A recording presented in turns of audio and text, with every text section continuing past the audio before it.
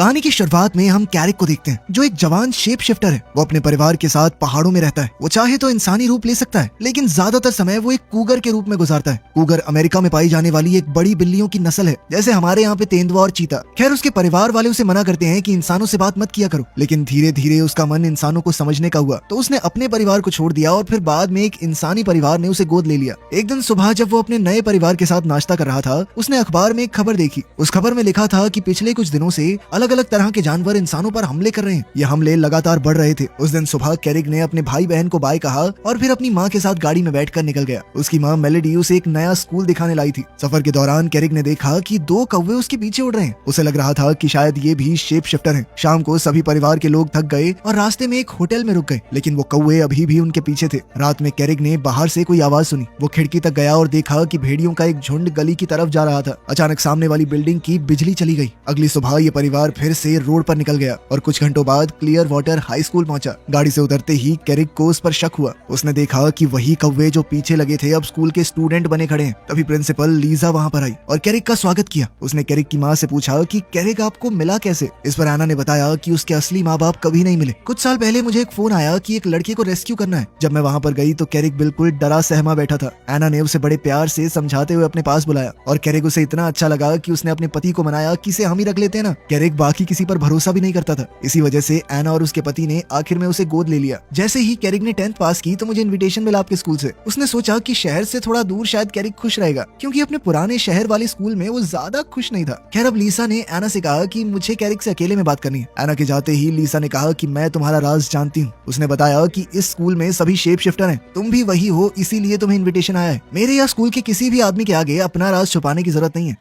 अचानक स्कूल का अलार्म बज गया। प्रिंसिपल तुरंत निकल गई देखने के लिए कि क्या हुआ है। उसने देखा कि कैरिक की माँ और बहन कैंपस में यूं ही घूम रही थी। तो लीजा ने अपने असिस्टेंट से कहा कि उन्हें जल्दी यहाँ से ले जाओ, कहीं वो किसी को बदलते हुए ना देख लें। इतने सारे अलग अलग प्रजाति के जानवरों को एक जगह पर इकट्ठा देखकर कैरिक बहुत खुश हुआ। उसने पहली बार अपने जैसे और शेप शिफ्टर्स देखे थे। जब वो स्कूल के अंदर घूम रहा था, उसकी मुलाकात जेफरी नाम के एक लड़के की गैंग से हुई। उन दोनों के बीच शुरुआत से ही दुश्मनी सी छिड़ गई, लेकिन तभी उनका टीचर जेम्स वहाँ आ गया और उनके झगड़े को रोक दिया। थोड़ी देर बाद स्कूल के सभी बच्चों को इंट्रोड्यूस करवाया गया। एना अपने बेटे को वहीं छोड़कर वहां से वापस चली गई। जब वो और मेलेडी वापस गाड़ी की तरफ चले, तभी एक अमीर आदमी एंड्रयू मिलिंग कैंपस में आया। दरअसल एंड्रयू ही स्कूल की फंडिंग चलाता है। अपने परिवार को अलविदा कहने के बाद कैरिक की मुलाकात एंड्रयू से हुई। उसने बताया कि मैं जानवरों की तरह यूं इधर उधर फिरता थक चुका था। मुझे लगने लगा था कि जिंदगी में बहुत कुछ है जो सिर्फ कूगर बन के भटकने से नहीं मिलने वाला। जब वो अपने नए कमरे में आया, उसे स्कूल के रूल्स बताए गए। जैसे ही प्रिंसिपल बाहर गई, एक गिलहरी खिड़की पर आई। उसने खिड़की खोली तो वो छोटी सी गिलहरी अंदर आ गई और अपना परिचय दिया। उसने बताया कि मेरा नाम हॉली है और मुझे अभी के लिए तुम्हारा गाइड बनाया गया है। फिर वो उसे पहली शेप शिफ्टिंग क्लास में ले गई।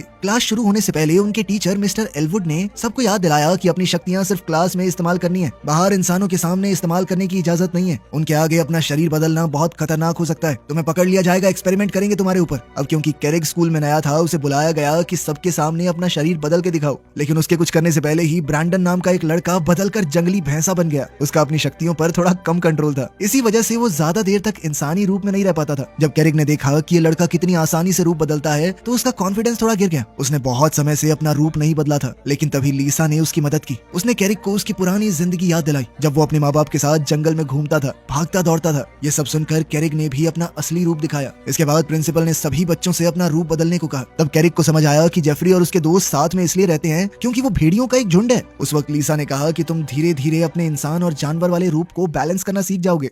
कुछ घंटे बाद जब वो अपने कमरे में आराम कर रहा था, तब ब्रैंडन वहां आया। उसने बताया कि वो कैरिक का नया रूममेट है। तभी अचानक से हॉली भी वहां टपक पड़ी और कहने लगी कि अब कैफेटेरिया जाने का वक्त हो गया है। खाने के बाद कैरिक की मुलाकात डोरियन से हुई। डोरियन एक लड़का है जो बिल्ली बन सकता है। इस स्कूल में आने से पहले वो एक इंसानी परिवार के घर पर पालतू बन के रह रहा था, लेकिन फिर एक दिन उन्होंने मछली वाला कैन मुझे खुद खोलते हुए देख लिया, फिर निकाल दिया घर से। अब कैरिक का माउंटेन लायन वाला रूप सबके सामने आ गया था। अब वो बहुत खतरनाक जानवर था, तो सभी बच्चे उसकी इज्जत करने लगे, लेकिन साथ ही जो बच्चे कमजोर जानवर बनते थे वो उससे डरने लगे। इस वजह से कई बच्चे उससे दूर रहने लगे, क्योंकि वो उनके लिए खतरा था। ब्यू नाम का एक लड़का जो कि एक छोटे से प्यारे खरगोश में बदलता है, हमेशा बहुत डरा डरा रहता। कैरिक ने देखा कि जेफरी अपने दोस्तों के साथ उसे परेशान कर रहा है। ये देखकर कैरिक वहां गया और ब्यू को उन भेड़ियों से बचाया। दोनों गुटों में लड़ाई होने ही वाली थी कि तभी उनका टीचर जेम्स वहां आ गया। उस रात जब कैरिक अपने परिवार का सपना देख रहा था, तो ब्रैंडन ने अचानक उसे जगा दिया। नींद में ही ब्रैंडन का रूप बदल गया और उसने बिस्तर तोड़ दिया। उसने बताया कि हफ्ते में 1-2 बार होता है भाई, तो तेरी नींद तोड़ने के लिए एडवांस में सॉरी। ये सुनकर कैरिक सोचने लगा कि अगली कुछ रातें इतनी इतनी आरामदायक तो नहीं होने वाली। अगली सुबह कॉम्बैट क्लास में बर्था और ब्रैंडन को लड़ाई के लिए बुलाया गया, लेकिन ब्रैंडन अपना जंगली भैंसा लड़ने से पहले ही भाग गया। उसने कहा कि मैं लड़ाई वड़ाई में विश्वास नहीं करता, प्यार से नहीं रह सकते क्या हम। अब उसकी जगह पर कैरिक को बुलाया गया। जब टीचर ने देखा कि कैरिक को अपनी शक्तियों पर भरोसा नहीं है, तब आंद्रे वहाँ पर आया। उसने उसे एक छोटी सी पोटली दिखाई जिसके अंदर एक कूगर का पेशाब है और कहा कि इसे ध्यान से सूंघो। कैरिक ने ऐसा किया और तुरंत उसका रूप बदल गया। लड़ाई के मैदान में आकर छोटा होने के बावजूद उसने बर्था को अपनी ताकत दिखाई। इसके बाद लीरॉय और डोरियन को बुलाया गया, लेकिन जैसे ही डोरियन ने स्कंक को सूंघा वो तुरंत वहाँ से भाग गया और लड़ाई छोड़ दी। इस तरह लीरॉय आसानी से जीत गया।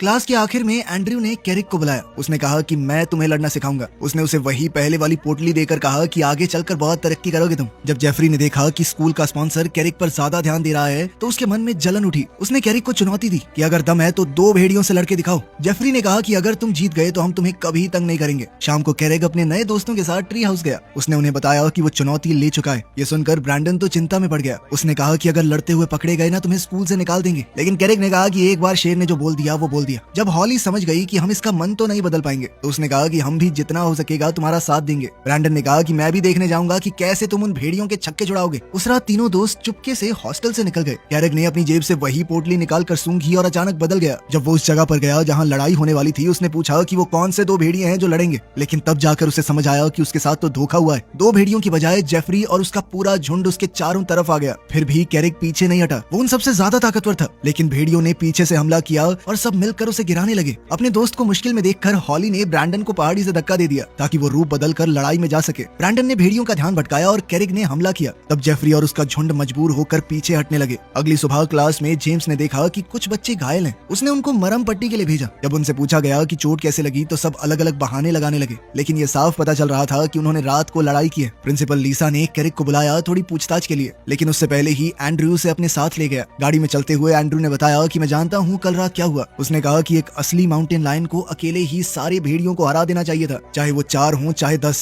कैरिक ने बताया कि मैंने अपने परिवार को दरअसल छोटी उम्र में छोड़ दिया, इसीलिए मैं कभी शिकार करना सीख नहीं पाया। ये सुनकर एंड्रयू ने कहा कि मैं तुम्हें शिकार करना सिखाऊंगा, क्योंकि वो चाहता है कि कैरिक एक असली शिकारी बने। जब वो स्कूल वापस आए तो लीसा ने एंड्रयू को डांटा और कहा कि किसी भी स्टूडेंट को खास ट्रीटमेंट नहीं देना। फिर उसने कैरिक से भी कहा कि अगर यहाँ पर रहना है तो नियमों के हिसाब से रहना होगा। साथ ही प्रिंसिपल ने धमकी दे डाली कि अगर आज के बाद लड़ाई करते हुए पकड़े गए तो सीधा बाहर। लीसा के जाने के बाद हॉली और ब्रैंडन आए। उन्होंने पूछा कि क्या हुआ। तब कैरिक ने लू को जंगल की तरफ जाते देखा। वो तुरंत उसके पीछे गया। दोनों ने टीचर्स को बात करते सुना। वो कह रहे थे कि जानवरों के हमले इंसानों पर बढ़ रहे हैं, जो कि बहुत अजीब बात है। जानवर शहर में जाकर क्या करेंगे? जरूर इसमें शेप शिफ्टर्स का हाथ है। परेशानी ये है कि अगर इंसानों को उनके बारे में पता चल गया तो दोनों प्रजातियों का एक साथ रहना नामुमकिन हो जाएगा। इंसान जिस चीज को समझ नहीं पाते उससे डरते हैं और फिर वो उन्हें खत्म करने लग जाएंगे। इसीलिए अब लीसा और वुड वॉकर काउंसिल को एक प्लान बनाना है जिससे और हमले ना हो।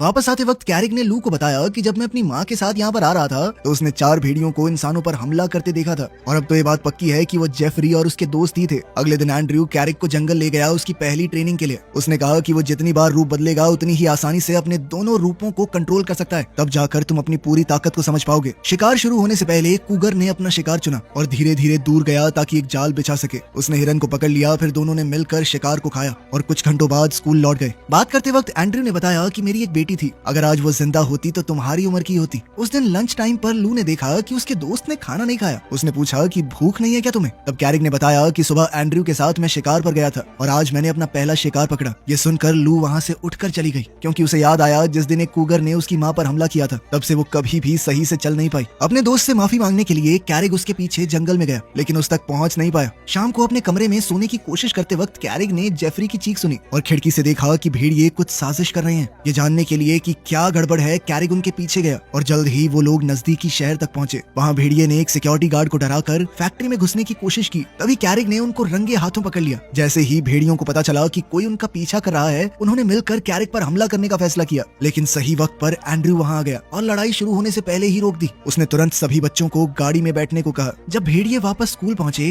कैरिक को एक प्राइवेट बातचीत के लिए बुलाया गया। तब कैरिक को सच पता चला, दरअसल इन सभी हमलों के पीछे एंड्रयू का हाथ है। ये जानकर कैरिक उदास हो गया। उसने उसने कहा कि मुझे आपके ऊपर भरोसा नहीं करना चाहिए था। दरअसल कुछ साल पहले एंड्रयू ने अपनी पत्नी और बेटी को खो दिया था। जब वो जंगल में घूम रहे थे तो एक शिकारी ने उन्हें मार डाला। तभी से वो इंसानों से नफरत करने लगा, क्योंकि उसके हिसाब से इंसानों ने दुनिया पर कब्जा कर लिया है। वो जानवरों को दबा रहे हैं। न जाने कितने जानवर तो खत्म ही हो गए। पिछले 50 सालों में बहुत सारे शेप शिफ्टर्स ने इंसान बनकर इस तरह के नियम कानून लाने की कोशिश की कि जंगल और जानवर बच सकें, लेकिन फिर भी कुछ नहीं बदला, बल्कि चीजें और खराब होने लगी। इस वजह से एंड्रयू को चीजें अब अपने हाथ में लेनी पड़ी। उसी वक्त शीला खाना सर्व करने आई। कैरिक ने देखा कि शीला ने एक नकली पैर पहना है। एंड्रयू ने बताया कि शीला असल में एक नागिन है। जब वो अपने जानवर रूप में कहीं जा रही थी तो किसी ने उसके ऊपर गाड़ी चढ़ा दी। इंसानों को ऑफ रोडिंग करनी है। खाना खाते वक्त एंड्रयू ने कैरिक को अपने प्रोजेक्ट में शामिल होने को कहा, लेकिन कैरिक ने कहा कि मैं किसी को चोट नहीं पहुंचाना चाहता। इस पर एंड्रयू बोला कि मेरा मकसद इंसानों को दुख देना नहीं है, बल्कि उनकी मशीन्स को खराब करना है, ताकि वो नए नए प्रोजेक्ट चलाकर जानवरों को नुकसान न पहुंचाए। जिसके बाद कैरिक ने कहा कि मैं इस बारे में सोचूंगा, बाकी चिंता मत करो, मैं आपके बारे में तो किसी को नहीं बताने वाला।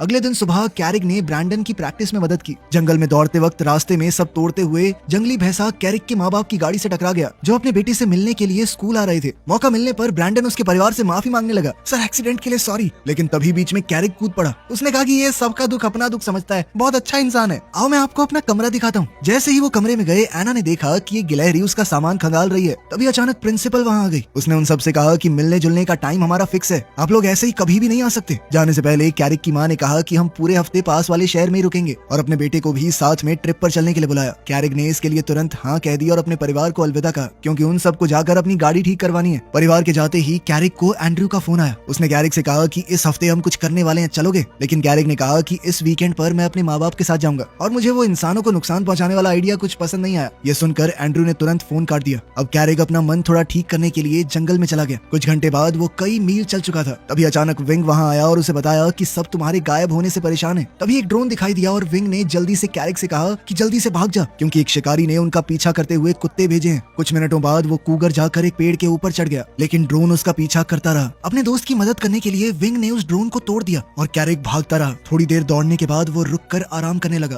तब शैडो ने उसको कपड़े फेंके ताकि वो वापस इंसानी रूप ले सके। अपने दोस्तों की मदद से लड़का सुरक्षित वापस स्कूल लौट आया, लेकिन कैंपस में वापस घुसने से पहले ही वो थक कर बेहोश हो गया। किस्मत से एंड्रयू उसे मिल गया। वो उसे अपने घर ले गया ताकि वो आराम कर सके। जब वो उठा तो कैरिक ने उसे सब बताया कि जंगल में क्या हुआ। तब वो सोच में पड़ गया कि शायद उसके असली परिवार को भी ऐसे ही शिकारियों ने मार दिया होगा, बिल्कुल वैसे ही जैसे एंड्रयू की बेटी और पत्नी को मार दिया। ये सोचकर उसे इतना गुस्सा आया कि वो इंसानों के खिलाफ लड़ने को पूरी तरह तैयार हो गया। अपने मिशन पर निकलने से पहले कैरिक को पता चला कि एंड्रयू ने कुछ शेप शिफ्टर्स को भेजा है, जो उसके असली परिवार को ढूंढने की कोशिश कर रहे हैं। एंड्रयू ने वादा किया कि अगर वो जिंदा हुए तो जल्द ही मिल जाएंगे। थोड़ी देर बाद कैरिक को अपनी माँ का फोन आया। उसने कह दिया कि मुझे बहुत काम मिल गया स्कूल से, मैं घूमने नहीं चल पाऊंगा। अचानक ब्रैंडन और हॉली वहाँ आ गए। वो कहने लगी कि हमें अपने दोस्त की चिंता हो रही है, लेकिन कैरिक ने उन्हें वहाँ से चले जाने को कहा।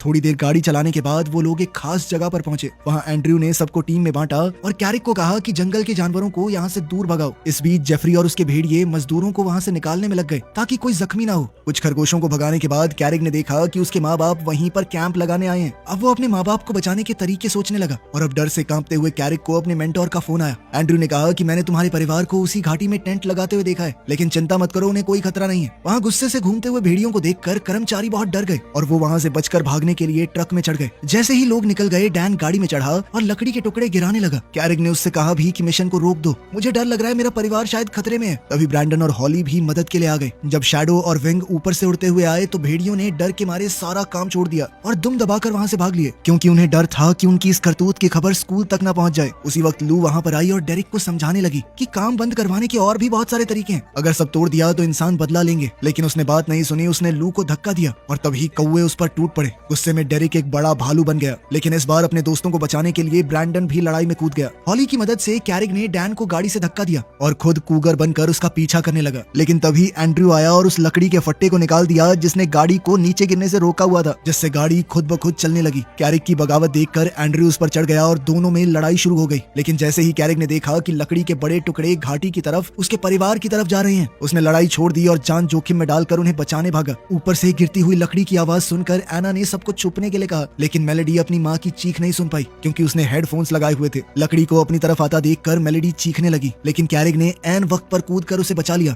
डर के मारे एना अपनी बेटी को ढूंढने निकली और जब मेलेडी को जिंदा देखा तो सुकून की सांस ली। मेलेडी ने कहा कि ये कूगर ने मुझे धक्का देकर बचाया है, लेकिन उसके पिता को उसकी बात पर यकीन नहीं हुआ। उसने सोचा कि उसकी बेटी डर के मारे कुछ भी बोल रही है। कुछ मिनटों बाद लू और उसके दोस्तों ने जंगल में कैरिक को बेहोश पाया और डर गए कि उनका दोस्त मर तो नहीं गया। लेकिन जैसे ही उस माउंटेन लायन ने अपनी आंखें खोली, सबको सुकून मिला। कैरिक तुरंत अपने परिवार को देखने के लिए दौड़ा कि वो ठीक तो हैं। तब एंड्रयू वहां आया और कहने लगा कि मैं पास ही में एक लड़के के साथ वॉक कर रहा था, तब मैंने ये एक्सीडेंट देखा। उसने तुरंत हेलीकॉप्टर बुलाया ताकि परिवार को हॉस्पिटल भेज सके। सब लोग सुरक्षित वहां से निकल गए। अपने माँ बाप को सुरक्षित जाता देख कैरिक गुस्से में आ गया। उसने कहा कि मैं प्रिंसिपल को बता दूंगा इसका असली जिम्मेदार कौन है। अपना राज छुपाने के लिए एंड्रयू ने कहा कि मैंने तुम्हारे असली परिवार को ढूंढ लिया है, लेकिन वो कहाँ है मैं तुम्हें तभी बताऊंगा अगर तुम वादा करो कि आज जो कुछ भी हुआ वो तुम किसी को नहीं बताओगे। अब कैरिक को ना चाहते हुए भी चुप रहना पड़ा। जब बच्चे स्कूल वापस पहुंचे तो सबने उनका हीरोज की तरह स्वागत किया क्योंकि उन्होंने इंसानों के साथ होने वाले एक युद्ध को पहले ही रोक दिया था। वीडियो पसंद आई तो लाइक कर देना, चैनल को सब्सक्राइब कर लेना। मिलते हैं अगली वीडियो में।